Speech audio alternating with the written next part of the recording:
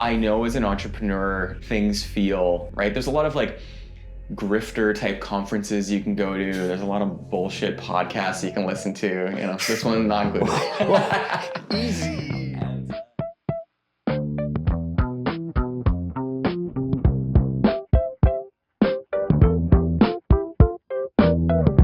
The stuff you don't post. 3 a.m. honesty. Deep talk in a Denny's parking lot. The 3 a.m. version of the story. The 5% Podcast. And with that amazing intro, thank you for coming to the 5% Podcast.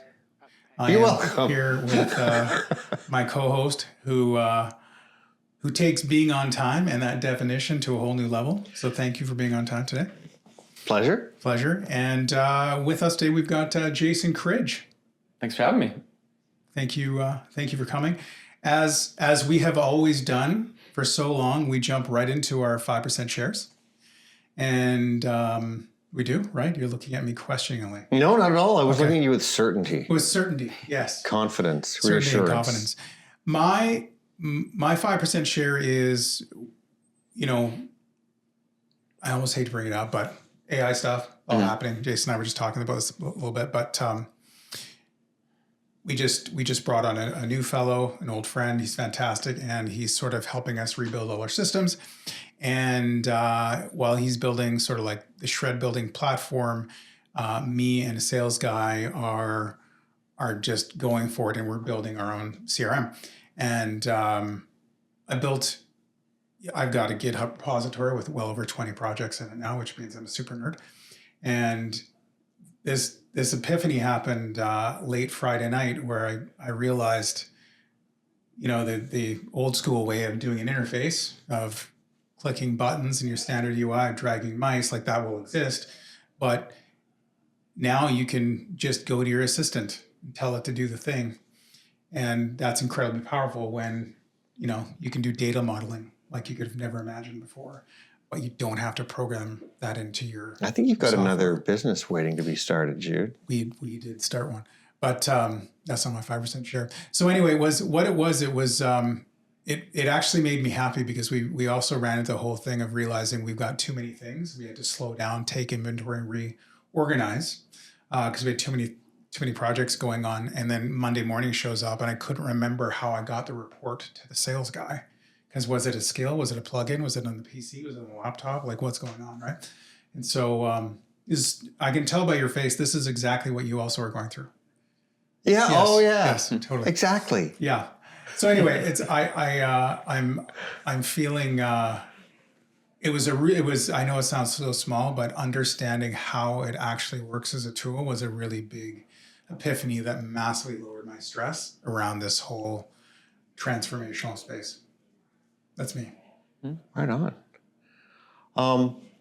I'd like to be soulful, but things have been so up and to the right for me for the last while that it's like the biggest feeling over the last, since we probably last sat down, is like euphoria. I've been doing a lot of ketamine and I had this trip to China recently, and I was in Beijing. The moment I want to describe was actually in Guangzhou at the train station. And just like being in awe of the infrastructure and just the amount of novelty and impressive, interesting things that I saw on this trip. And just me, I love traveling. I love being alone and traveling and just exploring. And it was just like that whole experience is euphoric for me. But it was also sobering to see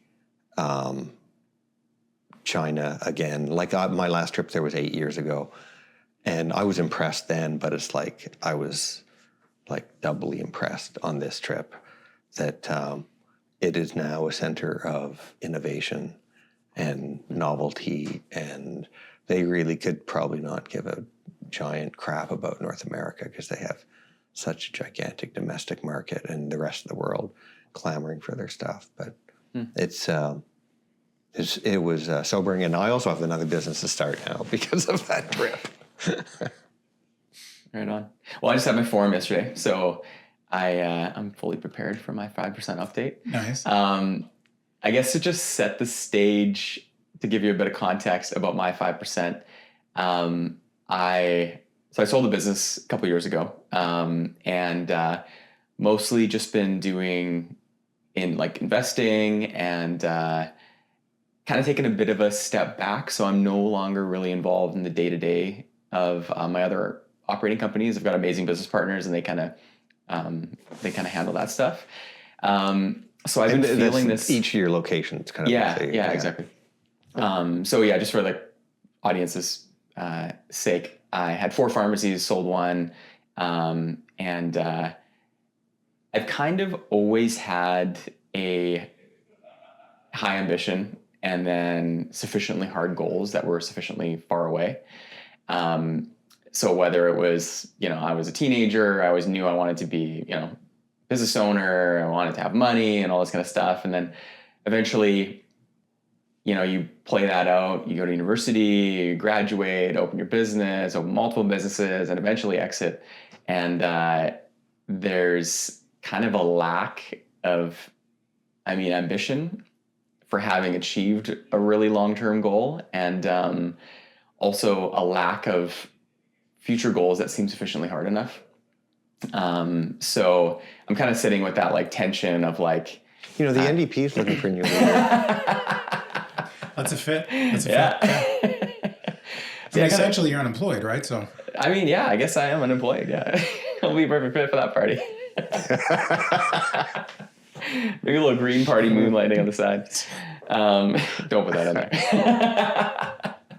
But yeah, just kind of like the tension of like less ambition and less sufficiently hard long-term goals. So it's either I'm going to have to develop, more long-term goals and have more ambition and introduce some hardness into my life, or eventually sit with that, be comfortable with the new reality. Thanks for that. Yeah. Thanks for sharing. Yeah. Although you say that, but the reason I know you through EO, and your recent history is of like doing an outstanding job in membership with Sean and Scott, and then doing an outrageously great job in learning. And next year you're stepping into the president's role for the chapter, right? So you're not completely free of ambition.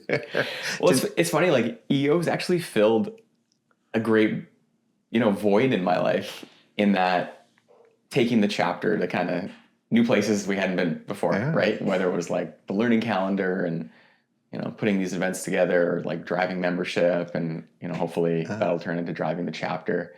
And I don't want to disrupt our flow, but like, what are you thinking about for the chapter? Yeah.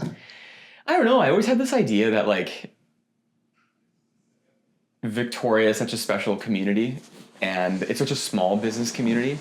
And I know as an entrepreneur, things it's isolating, and you don't really know what kind of professional development things you have to choose from, right? There's a lot of like grifter type conferences you can go to. There's a lot of bullshit podcasts you can listen to, this one not included. Easy. And, but it's difficult to really get great professional development opportunities as an entrepreneur. And that's what I really see for EO Vancouver Island. I would like it to become like the preeminent source of education and knowledge for people in Victoria, entrepreneurs in Victoria.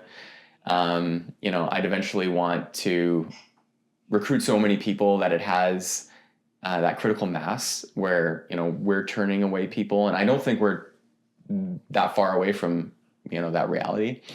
And one advantage of that dynamic is like, we're not going to have to depend on, great membership chairs every single year.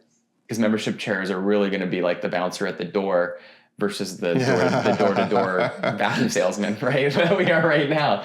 Who would we have that would make a good bouncer? Maybe Paul or something. Oh, Paul. Yeah. I've seen it firsthand. Yeah. But I don't know. I think like we're well on our way.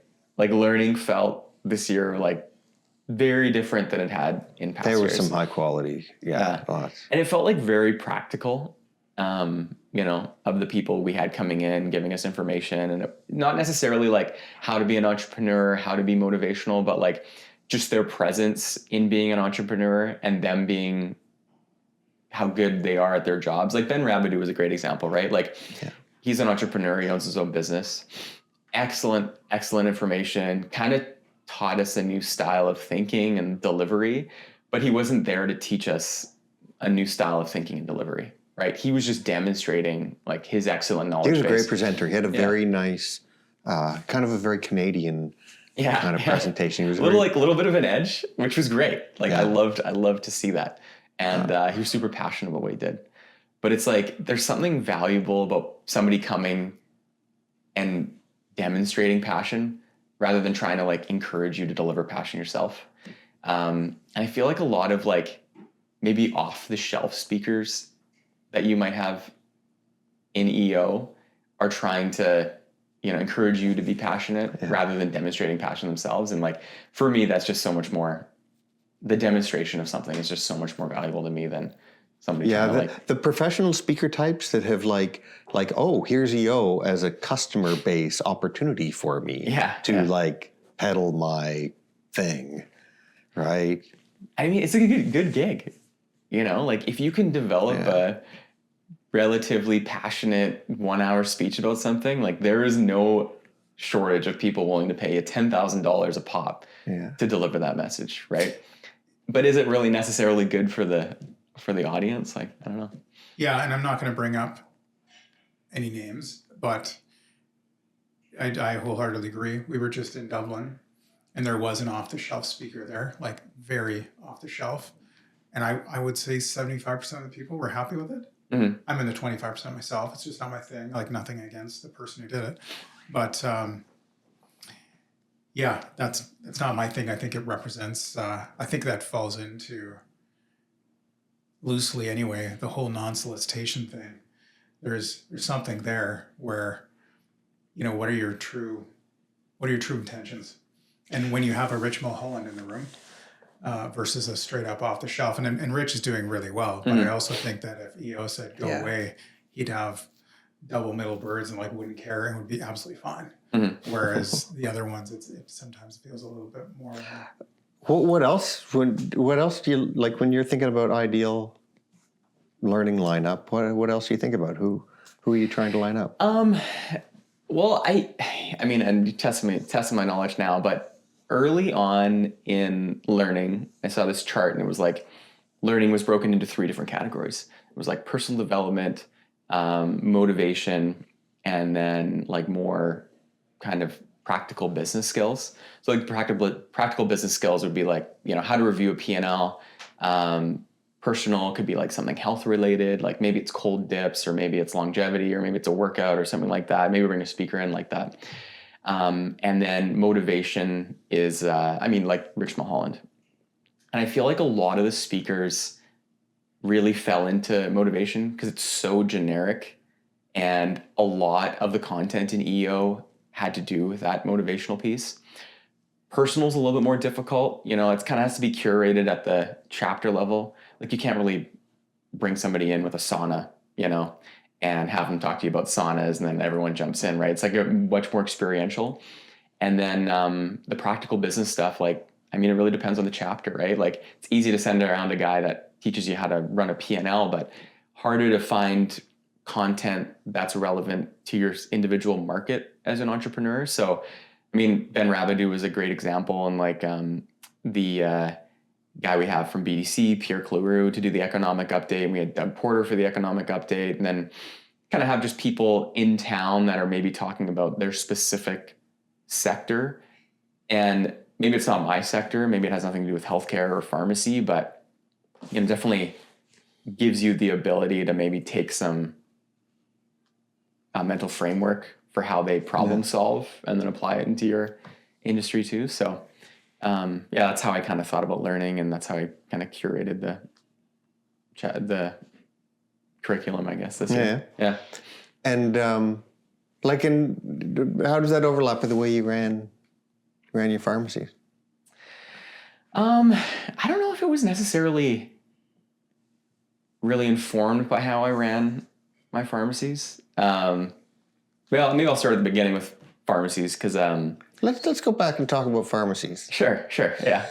So 12 years old, and I'm in my uncle's condo, west side of Vancouver, and he's got like a wall full of DVDs and like a huge projector TV, and we're on the 20th floor, and I was like, man, this is pretty sweet, like no status symbol, like having a lot of DVDs, to a 12-year-old, and my uncle also drove like a 350Z, right when it came out, right off the line, Nissan 350Z.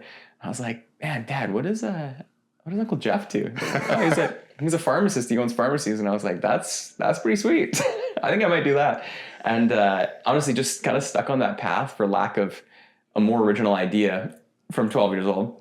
So graduated Claremont High School in 2007, and then went to UVic, did a year of prerequisites, got into pharmacy school.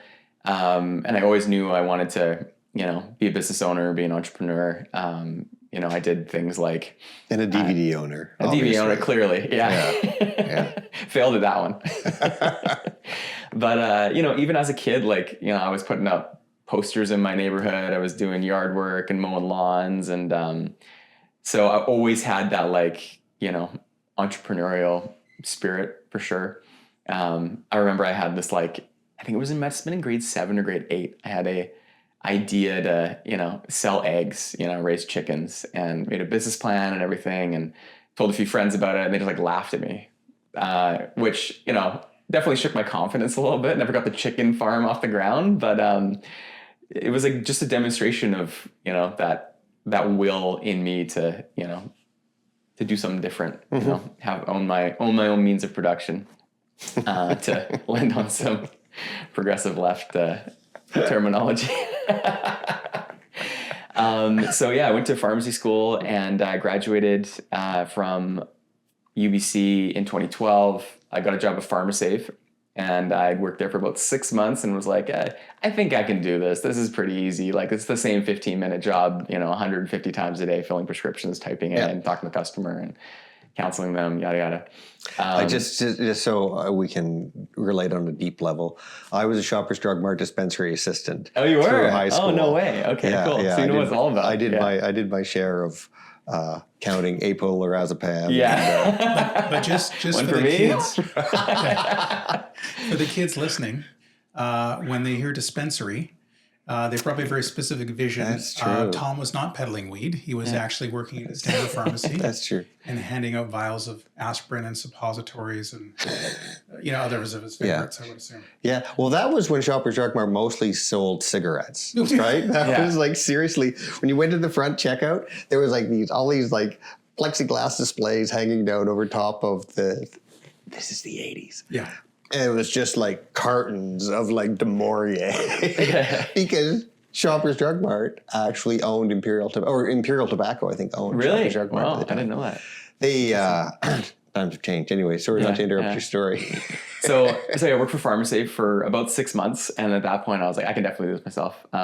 My dad knew a broker with Colliers, and we started just going around and touring what could be pharmacy sites. So I think I was 22, probably toured 3 or 4 sites, and a pharmacy that I'd done my practicum at had actually moved locations, and that site was available. So it was a Rexall. I'd done my 3rd year practicum there. It was actually the unit right beside where they used to be, but it used to be owned by McGill and Orm. Had been a pharmacy for 65 years. And I was like, well, if a pharmacy worked here for 65 years, why not? Yeah, people are expecting a 66 years. Yeah. And I'd actually called my preceptor from when I was working at that Rexall, and she said, I don't know, can you just pick any better location than that previous location? She didn't work for Rexall at the time, so there was no conflict of interest or anything. She just thought it was a bad location. And I was like, yeah, you don't know what you're talking about. She did know what she was talking about. It was a bad location. Turns out. But so yeah, 23 years old, opened the doors, got a contractor. My parents lent me $100,000 and I borrowed the rest from RBC, and opened the doors on my first day. Had all the Tylenol laid out on the shelves, perfectly, labels out, POS, RX system, drugs on the wall, everything.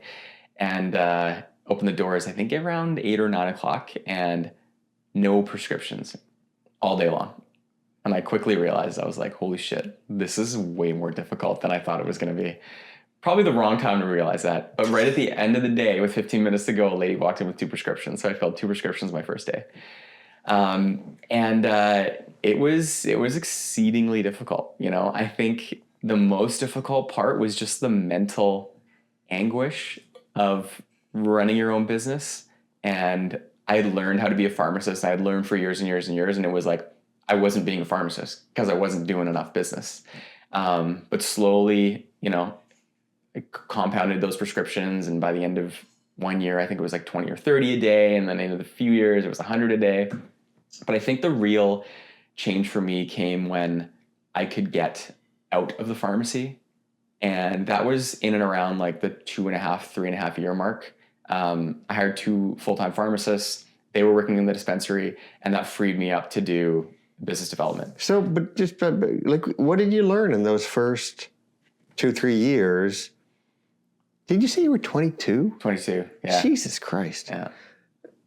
What did you learn between 22 and 25 while your prefrontal cortex was still forming? Well, I was working 60, 70 hours a week. Like, I'd get to the pharmacy at 7 a.m., Yeah. work the whole day, and then I'd be delivering prescriptions at night. Uh-huh. There were many months where the only thing I had to look forward to at the end of the day, or at any day, any point in the day, was just going to sleep, because I was working literally every single waking hour.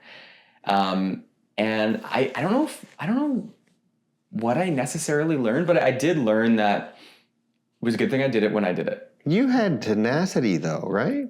I was like, not to be stopped, you know? And I had tried and failed so many different little projects, you know, to try to grow Chickens. our pharmacy, right? So it was like certain types of compounding, or we had a telemedicine clinic called MedView MD that we opened that, you know, done well for a little while. And then that company went under, and ended up having to pay them like $80,000 for the equipment and the staff and stuff. And but I did make a kind of key realization during that whole MedView MD experiment. The actually CEO ran away with all the money. I think he spent it on drugs and, you know, ladies of the night. But what I saw with that clinic was there was such a massive demand for people that needed family doctors. The second we opened the clinic, like the phone was just ringing off the hook all day long. And it was the first experience I'd had with like, without really needing to sell a service. Like, I didn't need to sell it. The second we opened those doors, like, people were banging down the doors. It was an insatiable customer demand. And the other thing I realized is there was a subset of people who were so ill and so infirm that we would never see them in the pharmacy. Like, these were the people that always needed delivery. But they had to make their way down to the pharmacy to come see the doctor via telemedicine. And this was before telemedicine was even really a thing. I was like, there's definitely a need here. Like, these people they should be in nursing homes. I was shocked that any of them lived at home. And kind of in and around that time, I had a nurse call me from Victoria General Hospital, and she was a certified diabetes educator there. She said, there's so many patients we have that have to administer their own insulin, and we cannot discharge them from hospital. So they're like clogging up the hospital. And this is a barrier to discharge. But in Vancouver, there's some pharmacy groups that hire nurses, and these nurses go out in the community and they administer insulin. And I was like, and how do they charge for that? So what the physicians would do is they would order the medications be dispensed daily. So we would get dispensing fees every day. And then through that extra additional margin, we would go out and hire a nurse and administer those medications in the patient's home. Just the dispensing fee? That's all you had? Yeah. So it was $30 a day. So just to compare that to acute care costs about the system about $1,500 a day. Yeah. Long-term care is $300 to $600 a day. And these dispensing fees are about $30 a day. So a factor of 10 times less than what long-term care would cost. And I was a 20th pharmacy she'd called that day with this idea. And every single pharmacy was like, absolutely not. Like, you want to call this patient's prescriptions in and they can come pick them up? Great. And my girlfriend at the time, now my wife, was a nurse. And I kind of like pitched this idea to her. I was like, this seems like it could be, based on what we saw with the telemedicine clinic and, what this other nurse is telling us, like maybe there's a big market here, right? Maybe these people need help in home. So we started this. My wife was the first one to go out and see these patients. So this one patient that this diabetes educator had discharged from hospital was our only patient. And my wife would go out and see her every single day and administer her insulin. She was a registered nurse. And the next week, Victoria Health Unit had heard about the service, sent us 8 patients. And then for a few years, we were adding net 2 patients a day. And there's no way to really advertise that we were doing this. So what I would do is So what was your patient load? At the end, when I sold the pharmacy, we had 300 patients. Wow. So we had 9 nurses on the road every single day, administering mostly insulin to cognitively impaired seniors. But this was the one thing that kept them at home. So we had like big buy-in from the health authority. Patients were, hospital liaison nurses were referring to us, community health services nurses, physicians, complex care teams in the community. We kind of became like a really integral part of managing people in their homes through the service. And then the other thing that I had kind of launched in parallel was an automated medication dispensing machine. It's called Spencer. So if patients didn't necessarily need a nurse, we would deploy this machine and the machine would dispense medications for the patient in home. And then caregivers could monitor whether or not, dad's been taking his medications. Okay. So that was also really popular. We had about 200 or 300 of those machines out in the community. So through this, we kind of created the continuum of care in the community where, no matter how sick you were, we had a service for you. So if you were, you're a 12-year-old kid, you needed amoxicillin, you were, a middle-aged individual, you were 65 years old and had 12 meds, maybe you had 20 meds and you were 55, we had a service basically for you. So yeah, that's kind of how I, got my feet under me in pharmacy. And but obviously that was a shit ton of work. So what kept those legs moving under you? I don't know. I think it was just like, kind of an insatiable desire for financial independence. Mm-hmm. That was a big motivator for me. And I think you don't hear that from a lot of, high flying entrepreneurs. Like Elon Musk was never like, oh yeah, I wanted to be a trillionaire. That's why I got into PayPal and SpaceX and all that kind of stuff. But for me, it was just like, safety, getting that amount of money where I didn't have to worry anymore. Right. And then I could follow maybe my passions, which, wasn't necessarily pharmacy. Like I wasn't necessarily passionate mm-hmm. about this particular business. It just seemed like something I knew a lot about and was motivated early to educate myself on and, kind of more of a means to an ends. Mm-hmm. So kind of, I was always more of like a work to live person rather than like a live to work mm-hmm. kind of person. Mm-hmm. Yeah. Mm-hmm. Can you give me some insight into what those passions are that you... Well, that's something I kind of been struggling with. Like, just to kind of fill in the rest of the gaps there, I opened another pharmacy in 2019, one in 2021, and then one in 2024. So I had the 4 pharmacies, and kind of hit a point where I was like, I don't think I need any more brick and mortar operating businesses. Like it's at a point, I think all the literature in entrepreneurs is written about the very, very 0.00001% of highly accelerated highly motivated individuals, like the Jeff Bezos and the, Bill Gates and things like that. Yeah. And you're like, but what about all the guys that just decided, hey, I think I got enough, like I'll leave the rest for somebody else to, go That is hunt one down. thing that I always find funny, and it comes back to learning too.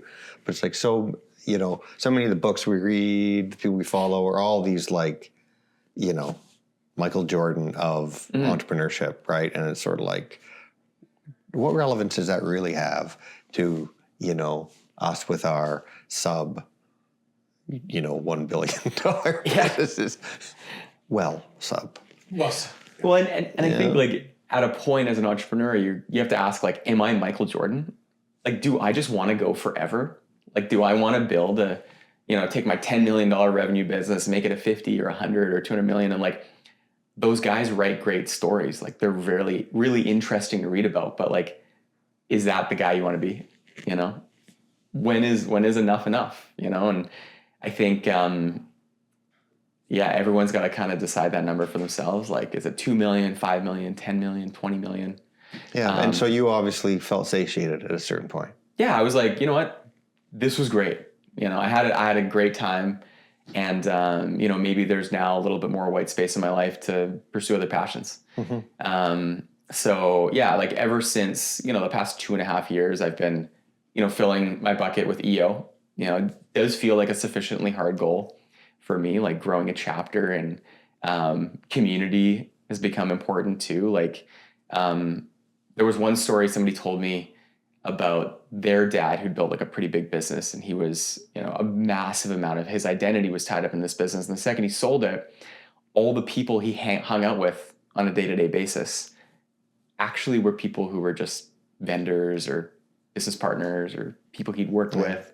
And so a lot of his identity and like his social network evaporated overnight. And I think that's a risk a lot of entrepreneurs run. They think, oh yeah, like these people are my friends. Well, the reality is like, maybe you're just working shoulder to shoulder with a lot of people. And like, it's important to build social networks outside of entrepreneurship, outside of your business, try to create connections with people that don't just exist on like a money level or an ambition level. So that's been a big focus of mine. Yeah. Although, I got to say, like, from myself, and I think a lot of people in the chapter, a lot of my deepest friendships are EO friendships. Yeah. Right? They're business friendships, but really, I guess we have entrepreneurship in common, but we're not, we're not doing business together. But it is amazing, like, the connections, the level of connection you can build within EO. Yeah. And I don't know if it's forum or it's just like people that are just that ambitious, right? Like, it's a totally different vibe. Like, if you meet an entrepreneur on the street, it's like almost an instant connection that's really hard to describe. But yeah, I'd agree. Like, a lot of my closest friendships and relationships were, I met them through EO. Yeah. I mean, and you probably have the same experience, but being part of like an industry association where you're basically in a room with a bunch of competitors, right? Like, those are of so little value, those organizations. Like, do they register a 0.5%, versus what an EO type organization, gives people. Well, and also like definitely mature industries are so different, because my industry is like highly regulated. It's very mature. A lot of owner operators, right? Way less than there used to be. Oh yeah. A lot of like multi-generational, pharmacy owners. So it's funny. It's one guy I know. He said there's 3 ways you can own a pharmacy. You can open a pharmacy and you can buy a pharmacy. And then he was doing a presentation, and one of the guys in the crowd was like, "Well, you didn't say the 3rd way." And he's like, "And you can inherit a pharmacy." And that's like a lot of people, like, they inherit their pharmacies. It's like, and it's a difficult market because you've got these major players. You got Shoppers Drug Mart and Rexall and huge private equity plays that have gobbled up so many stores. And, like mine included, was bought by like a private equity group. And independent pharmacies becoming harder and harder to do. And it's more difficult for independent pharmacies to hit profitability. I remember when I opened my first pharmacy, it was 20 prescriptions a day to break even. And my second store was 30 prescriptions a day. And my third store was 60 prescriptions a day. And the most recent store was 80 prescriptions a day. And at 80 prescriptions a day, back in the day, like, you were making a good living. 80 prescriptions a day now, like, you can barely keep the lights on. Really? So it's been interesting because, like, there's been less and less new pharmacies opening. And I mean, I think that, like, speaks to the type of person pharmacy attracts. It's not really like a risk-taking individual. And to be innovative in a developed industry too, like, you kind of have to be a bit of a button pusher. But like what you've unlocked clearly is like there's so much, like, you know, there's the dispensing of drugs, but that is healthcare, right? And I mean, you obviously looked at the needs of healthcare, not strictly of just bring me dispensing. your script. Yeah, totally. Because you had very limited levers to pull to get people into your store to fill their prescriptions. Like, we're not allowed to advertise price. We're not even allowed to advertise specific drugs, that we carry specific drugs. So when you're in a highly regulated industry, it's like hard to be innovative. But I think a key thing in pharmacy for me is that, like, the laws and the bylaws and all the regulations basically just tell you what you can't do. But everything they don't tell you is, like, kind of fair game. So you have to really be willing to push the envelope of, like, what people think in regulated industries. And in pharmacy, it was like, well, nobody said we couldn't hire nurses and go out there and administer people's drugs. So let's do it. You know, and if somebody tells us we can't at some future date, then we won't. But yeah, I mean, and to rewind to 19-year-old Tom at, there were two pharmacists in the Shoppers Drug Mart. Well, there were three. One was the owner, but he didn't work behind the counter, right? And there was one woman who's like a very typical pharmacy mindset, right? And she was there to check scripts, look for interactions, get it out the door. And the other woman was just really, was totally scatterbrained, harebrained, hilarious woman. But she made a point of connecting with every single person. She knew hundreds and hundreds of people that came in to see Yvette, right? And she would care for them, right? And it's just as a business person, you can just see, like, wow, those two mindsets. And every dispensary needs both those people.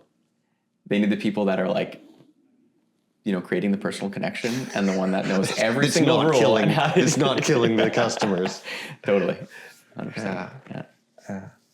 Now, okay, I'm not the quickest, guy in the room.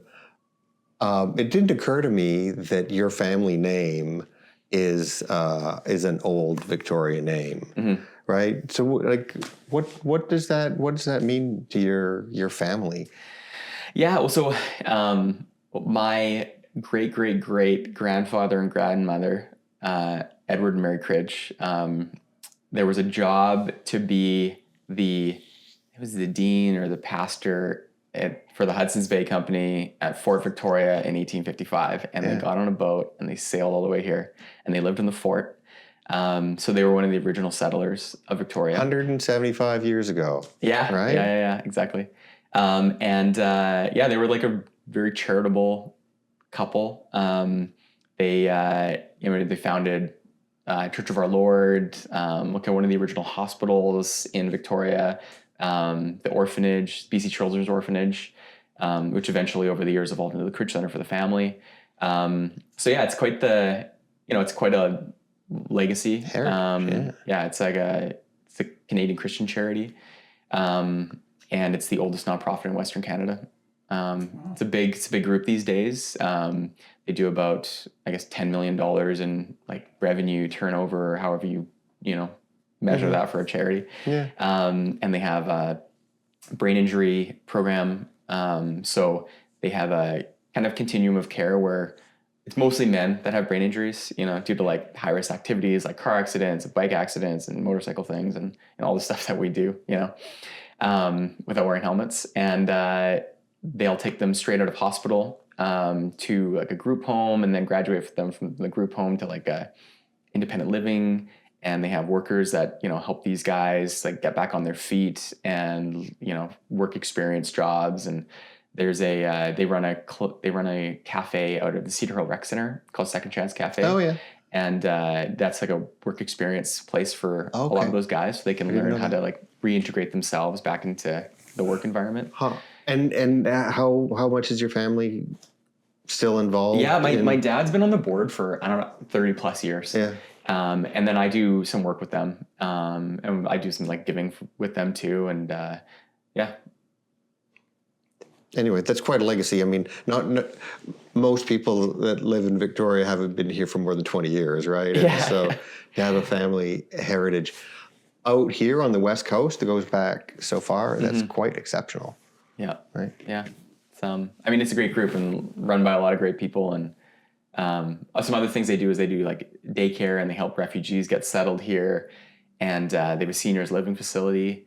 And they also have a women's shelter for victims of domestic violence. Wow. So it's an emergency shelter. So if somebody's like in a domestic violence situation, they can just call the emergency line and they send a cab and, you know, whisk them away to this shelter, which is on like undisclosed location with their kids and stuff. So yeah, it's pretty cool.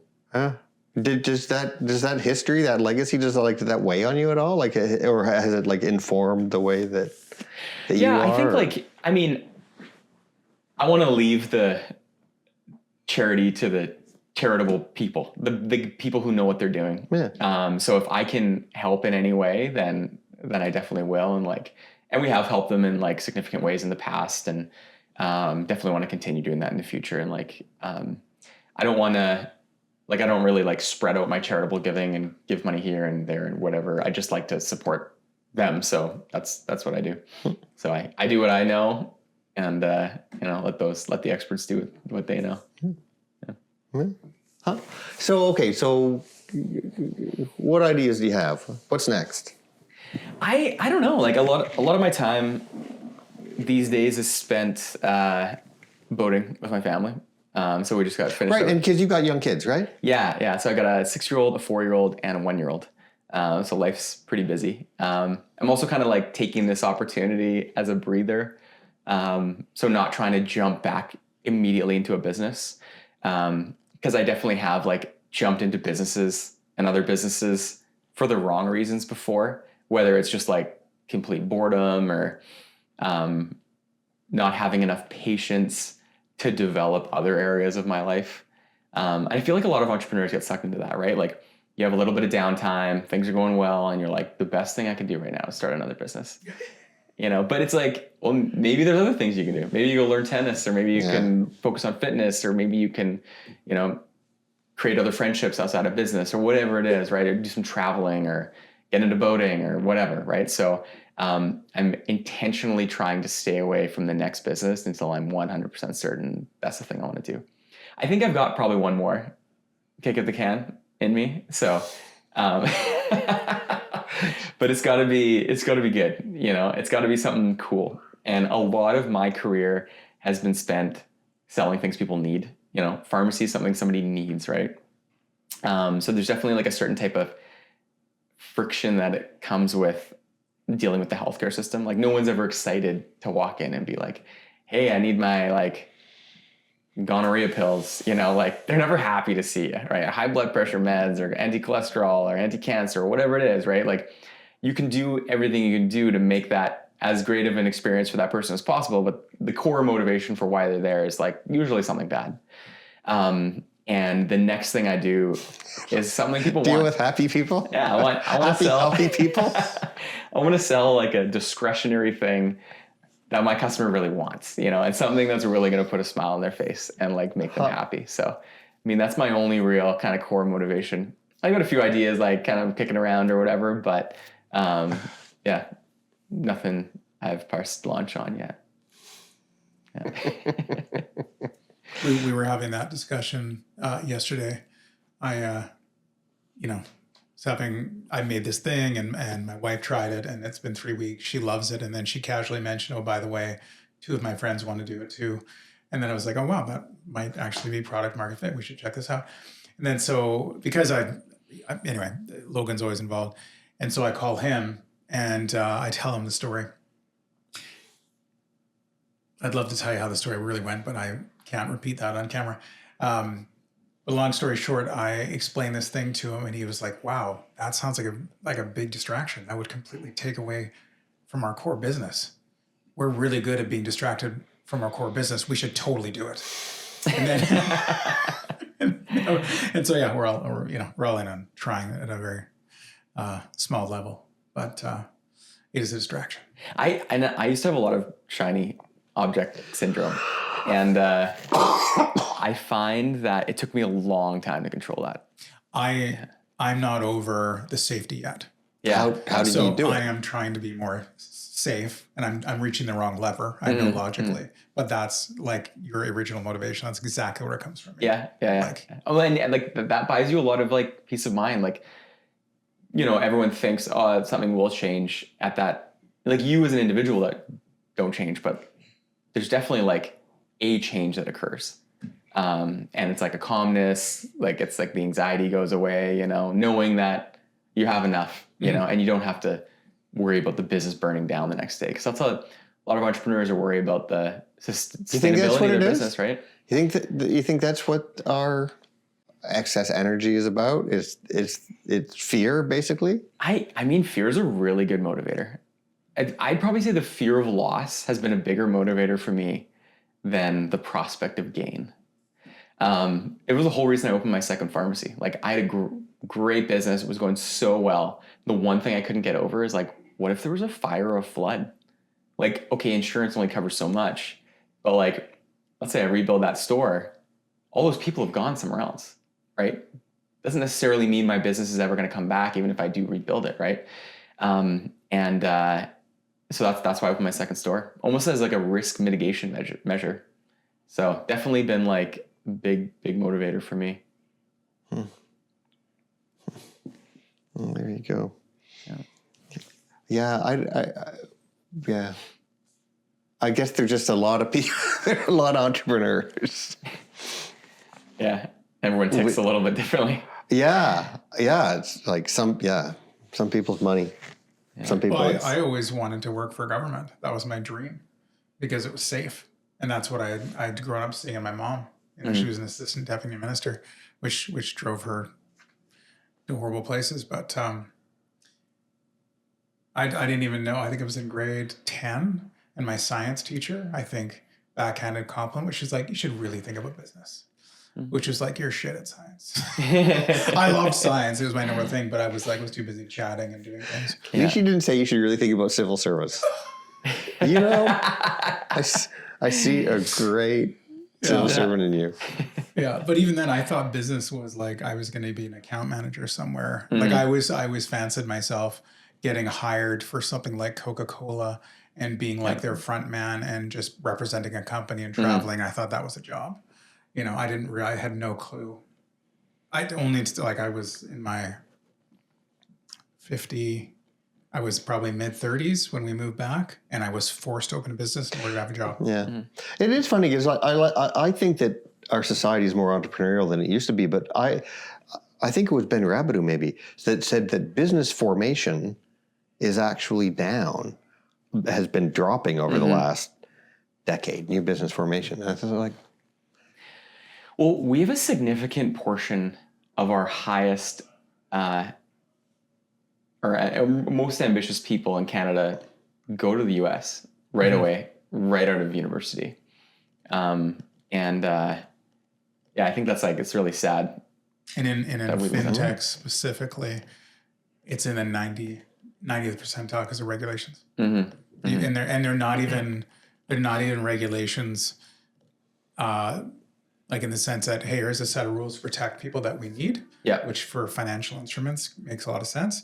These are regulations that are over 100 years old and don't make any sense and have been adopted by a few players that have basically they've got a lot of lobbyists working for them and they're lobbying for nothing to change and it benefits. Well, so I was at Distinguished Entrepreneur of the Year Award, I don't know, it's probably 4 or 5 years ago. And it was that alcohol magnate, Mark Anthony, that was there. And he was the one that won the award that year. And he said one thing. He said he was opening up a plant in Canada and he was opening up a plant in the US. And in Canada, like people were protesting, like they were going to city council. They were trying to, start grassroots, movements against his company and like made it really difficult to open this plant or whatever. And he said he went to the US and everyone was so excited and they had like a ribbon cutting ceremony and he got a key to the city. Yeah. And the one thing that he said that really stuck with me is it's nice to be wanted. And I think a problem is like in Canada, we have this tall poppy syndrome where there's a lot of resentment and it's stoked by multiple layers of society against success. Yeah, I'm not sure it's as true as it used to be. I don't know. I mean, I think at the end of the day, like tax policy is one thing, regulation is one thing, like. But it's an inherent, the inherent humility of Canadians I think, is one of those things, And ultimately, at the end of the day, it's like, it's nice to be wanted, right? And if you feel like, people maybe resent success, they resent innovation, they resent they resent that tall poppy that's growing. Yeah. That tall poppy might just pick up and go somewhere, maybe they're more appreciated or they can be with more of their own, right? And I think the US has really done a good job at fostering that like entrepreneurial mentality. Yeah. And they respect entrepreneurs. It's different. And like being in China too, it's like, it's just so like people just want to do business. Like, holy cow. Yeah. Yeah. It is. And I come back from that trip and think like, so what is it that Canada really rocks at? Like what have we got? Well, I mean, there's the obvious of like beautiful coastlines and, giant forests and space and minerals and, but when you dial into our cities, we've got some work to do. We've got a lot of work to do. Well, a lot of our downtowns are just like completely hollowed out, like they're, ever since COVID, it's just on the ground has just changed so much, especially in places like Victoria and Vancouver. Yeah. And I think we lost common sense along the way. I think there's an overemphasis on evidence-based decision-making, especially when it comes to like our governmental organizations. Everything needs to be studied and everything needs to be ensured that we're making the right decision. And I don't think, that's not how you do entrepreneurship. Like that's the exact opposite of the spirit of entrepreneurship. In entrepreneurship, you try, and if it didn't work, you reverse. And I think that's what should be encouraged. But we just like kind of have this analysis paralysis in Canada. Yeah. We just can't make the right decisions. Like I deal with this in healthcare all the time. I was just working with somebody, and there's this new like innovative point of care testing system that's coming out. And, there's one individual I was talking to who's kind of in a position of power was just saying 50 reasons why not. And I was like, well, why don't we just try it? Like, why don't we just give these people a shot and see if it impacts patient outcomes? Like, I don't think we need to do a 10-year pilot program and some sort of study that's going to sit on the shelf afterwards. Like, let's just be the innovative ones. Let's try some things here. And that appetite just doesn't exist. Yeah. Yeah. Yeah. But I don't know, because that's the water we swim in. But, no matter where you are, you're going to have some, there's going to be something that sucks and there's something that's awesome about the spot that you are. And it's like, these are just the conditions. So let's like get the fuck on with it, right? And do something. And it's like, to me, as a Canadian, it's like, it's shameful to drive down Pandora Street and just see what we accept in this city or country or world, whatever. And like, why the fuck aren't we fixing it? Yeah. you guys have traveled more than me, but in the traveling I've done recently, I think I believed that it was like this everywhere. And that is not the case. Yeah. Yeah. Why aren't we fixing it? Yeah. Yeah. And actually, as somebody that's like involved, on an ongoing basis in charity and stuff, like, what do you think our community ought to be doing to make Victoria a better place? I mean, like, kind of bring it back to business a little bit. Like, it's unkind to the people that work for you and your customers and your shareholders to run your business poorly. Like, maybe it's that underperformer you're keeping around just because you feel a little bit bad for them. Maybe it's that product line that has 0% margin that, maybe just you don't want to have to deal with, or you don't want to have to exit, or you don't have to increase prices or whatever it is. Yeah. But that kind of complacency where you feel like you're being nice is like actually the worst possible thing, because you're not running a sustainable business. And so I think the kindest thing you can do to all of your staff is make the hard decisions. You need to cut those underperformers. You need to increase prices. You need to run a sustainable business. And I think that's the same. The government should take those same cues. Like, being empathetic to people, dealing with drug disorders. I mean, it seems nice at the end of the day, right? But then eventually, like, are you really doing the entire population any benefit here? And I don't know what that answer is. Like, maybe, but I think there's definitely like a lot of hard things that we could be doing and the government could be doing that they're opting not to do because they think they're being empathetic or sympathetic or whatever it is. But ultimately, it's just making those people's lives harder. I aspire to have all my children be, anyway, never mind. And I think, I think just like a business, you gotta make hard decisions. I think they need to be making more hard decisions. Like giving somebody who's addicted to alcohol more alcohol. Like, okay, to an extent, so they're going to withdrawal, sure. But like, are we really is facilitating that type of behavior something we should be doing? Like, are we really helping the person at the end of the day? I don't think so. I mean, the funny thing about harm reduction is like, we want to, we want to prevent death, right? Mm-hmm. But we're cool with zombifying this giant population so that we're preventing them from dying. It's like, so this is okay. That's it's a continuum of awful, right? And so we're why aren't we putting solutions into place that It was really interesting. So during my time in pharmacy school, they really clamped down on opioid prescribing. So I went to pharmacy school probably around 2009, graduated in 2012. And I remember all my practicums, people would come in, be picking up 900 Dilaudid a month, oxycodone, everything, OxyContin, that was a big one, right? Every single person walking out of a walk-in clinic, Tylenol 3s. It's if you had nothing wrong with you, you were getting Tylenol 3s, 12 Tylenol 3s. So, and one of the reasons people think that the whole opioid crisis started was because of this, laissez-faire prescribing of opioids that existed in society for every single ache and pain that we had. So we're exposing people to opioids who had never experienced opioids before in their lives.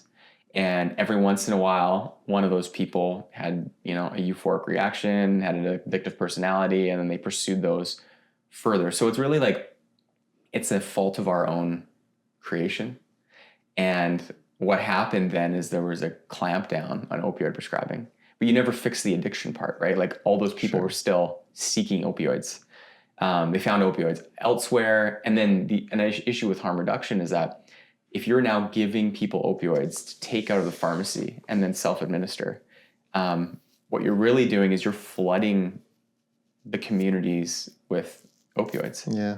And especially during COVID, that was You know? Well, and I think a lot of I'm no expert. I'm talking out of my ass, but I think a lot of the practices of harm reduction came out of the AIDS crisis, right? And there were a lot of things developed that made sense and actually had an impact then, right? And so all of those things were taken to be Bible, and a bunch of practices continued.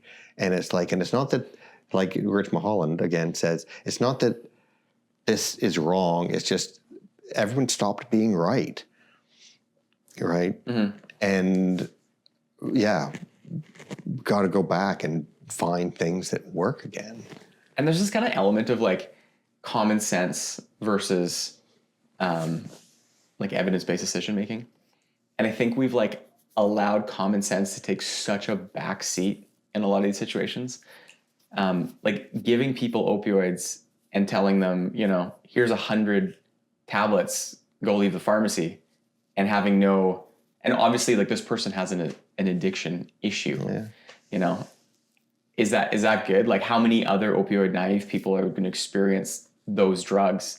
And are we just 10 timesing the problem 10 years from now? Yeah. I mean, common sense in that situation was, well, maybe we shouldn't do this, but the evidence-based decision making is, well, it may benefit this one individual without really consideration for any downstream effects. See, that's what I was going to say is when you listen to the decision that, and like you can pick on this government, it's too easy, but whoever put together that terminology, evidence-based decision making, likely had a very specific idea of what that meant. Well, and it was probably not a horrible idea. No, but it's like there is a place in the world for experts. There is a place in the world for literature. There is a place in the world for research and like being familiar with, right? Agreed. Right. I agree. But if you go through the misuse process, of that 100%, when they go term, through, just to say, yeah, and they get a bunch of what they're terming subject matter experts, and you look into them, and they are not. But they can say in front of a crowd, well, we went through this process. We got experts. This is evidence-based. We think this is the best. It's literally another word for their version of common sense. Yeah. Except for they spent $100,000 to get there. I think you're right. Like I think like evidence-based, like large randomized controlled trials are super helpful when you're trying to decide, is this drug marginally beneficial compared to this drug? There's a lot of examples of that where like they've tested 10,000 people or 50,000 people and they found that this one drug in this class that we assumed worked for this specific condition doesn't work.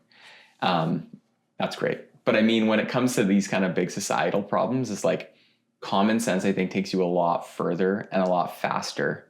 And ultimately you can self-correct, right?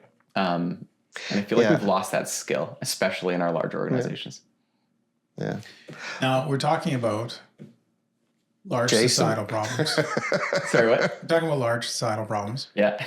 I know this podcast got heavy.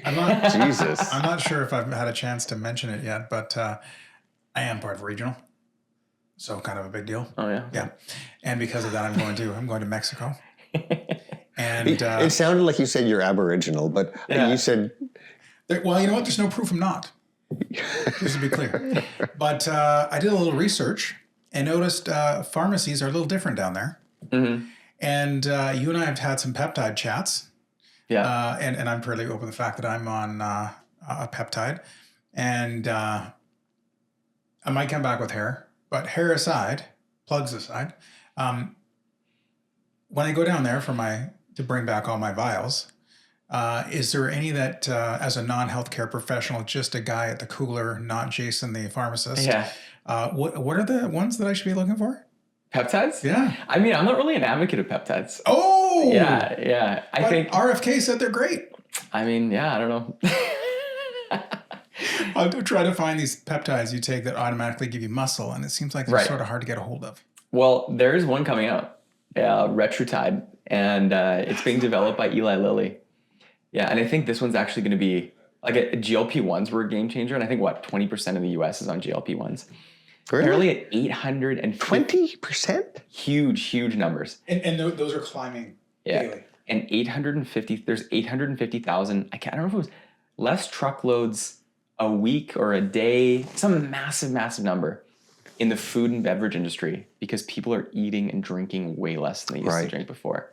But the problem with GLP-1s is it just stops you from eating, right? Yeah. Like stopping eating, I mean, eating's good to a degree, right? Like you start losing a lot of protein, you start losing muscle. So people have muscle wasting so they're great, they're losing fat, but they're also losing muscle. Sure. Kind of an unintended consequence of these GLP-1s. And then also when you stop GLP-1s, you basically gain all the weight back. So it's like a permanent drug you have to be on. But this drug, Retatrutide, from what I understand, is stimulates muscle growth, reduces weight, and there's very limited side effects. So the mechanism of action is it stops your body from telling your muscles to stop growing. So I think in addition to the disruption AI might cause, Retatrutide might seriously upset the fitness industry because we're 5 years from now, we're also going to be walking around totally jacked and skinny, and we're not going to have work for it, which is another interesting thing because people that are physically fit now, I mean, that's an outward indicator of certain personality traits, disciplined, consistent, and that's something like you don't inherit physical fitness. You can't be gifted physical fitness. That's something that somebody has to go in and work for every single day, and they have to decide that with every single meal. But that indicator of work ethic or discipline or whatever it is going to be totally gone visually. So we're not going to be able to judge people's capacity that way visually anymore because you can just get that with a drug. Well, it'll be interesting because you can sort of spot a Zepbound, like a GLP-1 person, like after they've been on it for a certain amount of time because they will have no ass, like just none. Yeah. Right. Yeah. And if you manage to get a reach around and give it'll feel like a marshmallow. Yeah. Right. You guys can check it out. I'm curious if I remember, in my early 20s when I was a rat and I was in, 1 to 2 times a day, 7 days a week. And my main goal was to look good at the club, right? And make sure my tight shirt was like, one hair away from ripping, right? That was the goal. Same with Tom, you can tell by his face. But anyway, obviously like from here up, very important. Occasionally I'd stop by the leg press just to like make sure I remembered how it worked. But there's a lot of things, sculpting I was doing to look a very specific way, right? I'm curious if when this Retatrutide or whatever it's called comes out, if like, does it just grow everything naturally but evenly? Because nobody works out that way. I wonder if it will have a look, because if I know one thing about humans, we will find a way to judge you. And if there's a difference, we will spot it. I don't know. I don't know if it's. I'd assume it's going to work on all muscles evenly. Yeah. Yeah. Yeah. I'll be. Well, I can't wait to sign up on day one. Yeah, I might be right there with you. It's always shocking. We sit down to talk with folks, and it's like suddenly we've been chatting for like an hour and a half. That's wild. Yeah. So is everything still? we should probably bring this into the station. Probably got some good sound bites there. And I'm just going to point out, I did not mention boats once. Oh, well, there you go. You almost made it. Oh, I was trying very hard. I did well. Is there something you want to ask Jason then? Here's what I will ask you, because I did entertain the idea and we kind of joked about it. The main reason I didn't ask you about it, because I was like, too hard, too many chords, blah, blah. If one was to record a podcast on a boat, if we're on the shore, I'm assuming power is a non-issue. Well, I mean, you want to record a podcast on my boat? We could definitely do it. There's power on the boat, 120 volt, all this stuff, hook it up. Yeah. I was thinking sort of like, it might be a neat to have when Rich is going out and you're coming in. Yeah. Like the dual presence sort of thing. And can we land the chopper though on the boat? At least on the floating dock just outside. That's fine. We actually did forum on the boat yesterday. Oh, really? It was sweet. Yeah, that's amazing. Awesome. Yeah. We actually used to do that in EOA. We had a guy with a sailboat. Oh, yeah? And we'd come down. It was amazing. That's cool. We didn't go anywhere. We just sit on the dock and we loved it. Yeah. Okay, we'll wrap things up, Tom. Anyway, thanks a million. Yes. for sitting thanks down and for chatting having with me. us. I know everybody's super looking forward to what the next couple of years are going to look like at EO, and a lot of folks keen to help you out get there too. So. Yeah. I'm really excited. Like, we've got a great board, and like, Oh my gosh. it feels like there's more energy now than there's ever been, and feels like people really feel like every single one of their roles like is going to make an effort, is going to make a difference, right? Like, is going to move the needle. Oh, and I got to say, like, for the old timers like Scott and myself and Tom Benson, it's like, it's so lovely to see the fresh energy in the place. And it's like, Well, and you guys, like, I got to hand it to you guys. Like, you kept the fires burning for 25 years. Like, it was, that's a huge effort. Anyway. And it's tough because, like, EO was like, you know, sometimes it would grow to 30 and then contract and then 25 and then contract. And it was hard to like make it over that. I don't know. It was like almost a step change that had to occur. And I feel like that next step change to prevent it from contracting again would be 75. But like, it feels different now than it's ever felt in my 8 years just the or board 9 years. meeting we had the other day, yesterday, 2 days ago, whatever. There was a lot of energy in that room. It was amazing. Yeah. Well, even I got a call from Jason Gray last night, and he's talking. He wanted to know about me from wanted to ask me about an AI person he'd heard about, and I explained that I'd almost signed this person up last year, and perhaps this isn't the way to go. And have you thought about a showcase? And we're going back and forth. And then I'm talking to him, well, from a membership perspective, I just got off my call and we heard about this thing called a showcase. It's a best practice, blah, blah. But the culture of how the fact that we've got a membership group and that there is a, like the learning group rather than like when in your case, it was all on you. It's like culturally, everyone's accepted this is a group. This is how it always is. And if 2 or 3 people want to join, then also the fact that there's multiple groups expecting that they would be responsible for an event, or even that it's okay for them to do it. They just need the budget. You know, like a lot of large things have shifted, you know, which I think will be really good for future learning chairs. And I think that was a big part of the change, is just having that additional budget. You know, like once the learning budget got to about $100,000, that's where we could really start curating learning. You know, like we used to only have so many events a year, right? And another thing I learned too was like, you didn't necessarily have, like my initial intent between $100,000 learning budget was spend $10,000 in every single event. Each one's going to knock it out of the park. But as per the evidence we saw at the board meeting, it's like the most expensive events aren't necessarily the best events. The best events are usually like 1 or 2 degrees of separation from the learning chair or somebody in the chapter, someone with a really compelling story, and then all we do is buy lunch. You know, like the value you can get for an event that costs $1,000 for 50 people is like very high versus something that, you know, maybe somebody had to fly out from Vancouver for or whatever, right? And delivering a off the cuff type speech. Yeah. Oh, I mean, one of the most important things I think is ambition, right? It's just like, what would be awesome, right? And sometimes it's like simple. And sitting in the learning chair role, it's like a lot of the times I was just like, I don't care what other people want to learn.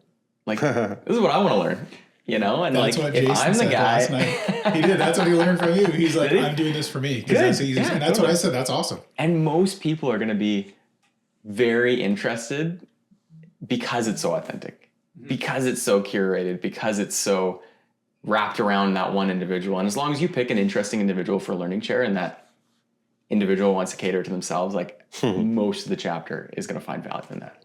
Versus if you try to be too generic and like hit every base or whatever, forget about that. Right on. Well, looking forward to it. So, Cool. Thanks again. Thanks, guys. Yeah, this is really good. Sure.